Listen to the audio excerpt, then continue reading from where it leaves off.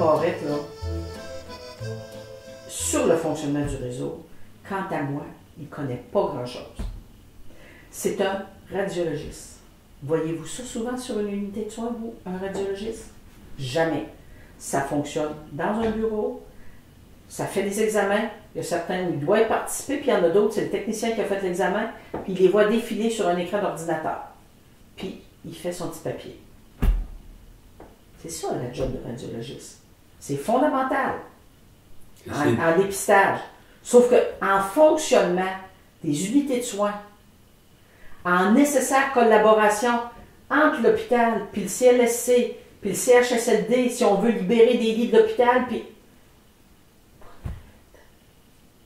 Il ne connaît rien là-dedans. C'est pas son bague. Il n'a pas géré l'hôpital, lui. Il était radiologiste dans une clinique de radiologie à l'hôpital Maisonneuve-Rosemont. Le fonctionnement des unités de soins par rapport à ses propres collègues médecins, les autres spécialités, il en connaît ce qu'il a eu comme débat quand il se répartissait l'assiette au bar, entre les différents types de spécialistes. Hein? Le radiologiste, ça se compte à l'examen. C'est facile. Puis dépendant de l'examen, ça peut prendre 2 minutes, ou ça peut en prendre 10 parce qu'il y a plusieurs films à vérifier, puis à valider, puis regarder le passé, puis bon. Mais si vous êtes neurologue ou psychiatre, le neurologue, une personne qui a fait un accident vasculaire cérébral, qui a de la misère à parler, hein, qui a la bouche déformée, que tu n'es pas sûr qu'il a toutes ses facultés non plus. Comment vous allez faire son examen physique, mais comment vous allez le questionner? Vous ne pourrez pas prendre le même temps que si c'est quelqu'un qui vient parce qu'il s'est écrasé le pouce avec un marteau. Un psychiatre. Vous avez une personne qui fait une psychose. En 5 minutes, là, vous n'avez pas fait le tour de la question.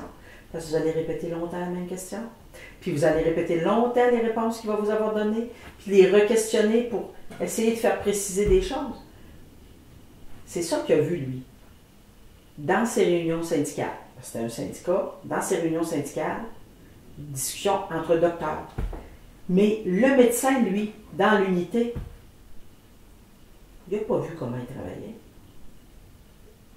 Ce qui fait que c'est, mon Dieu, moi, je lui souhaite la réussite, parce que le réseau ne peut plus se payer encore de réformes bâclées. Mais je n'ai pas vraiment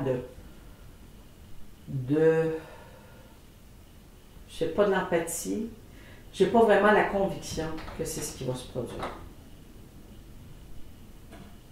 Dire à un médecin généraliste qu'il ne travaille pas assez, alors que ce même médecin généraliste-là, le gouvernement l'oblige à travailler à l'hôpital en plus de son bureau, ou à travailler au CHSLD parce qu'il faut qu'il y ait du monde qui suive les personnes en CHSLD, à travailler dans une clinique du sein, à travailler dans une salle d'urgence en région, où les salles d'urgence, là, c'est les médecins généralistes qui les tiennent.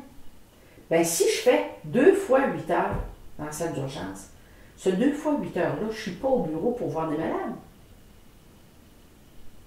Si le Dr Barrette dit plus aucune activité extra-bureau, bien, les médecins vont travailler dans le bureau, puis là, ils vont en avoir du bon. Il n'y aura plus un chat qui va faire la job dans les établissements. C'est comme la pensée magique.